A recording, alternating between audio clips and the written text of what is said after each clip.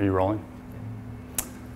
I'm Nathaniel Corum, architect and programs manager with Architecture for Humanity. We are working on a portfolio of projects, including the Plastiki cabin.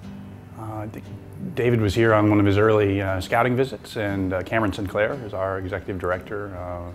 We met up. David came into the office. We all had some noodles, I think, at a place for dinner, and we were thinking about just brainstorming possibilities about how Architecture for Humanity and Adventure Ecology would work together, and it occurred to us that the habitation was a logical place to start.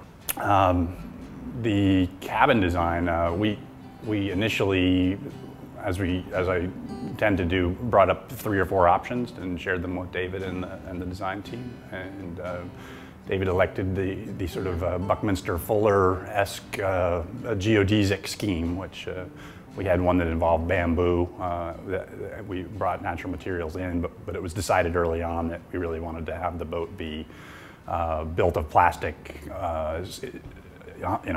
nearly 100% so far as was possible. The volume for the cabin was much larger than half of an Easter egg hull, but I started drawing on a bunch of eggs in my refrigerator just with a pencil, just to sort of start, just so I had a piece of paper that was the shape of the boat, and then started adding tessellations and triangulation to get a truss or a sort of a space frame that would give us real strength. So we were sort of squaring the circle or laying a grid over shapes that resembled an egg, which is another incredibly strong thin shell shape from nature. So the lowly chicken's egg was a primary shape generator and also sort of a sketch pad for at the outset. It's designed as an off-grid pod, really, so it could come off the boat and serve as a habitation in a lot of situations. It has some insulation. It's certainly a solid, like a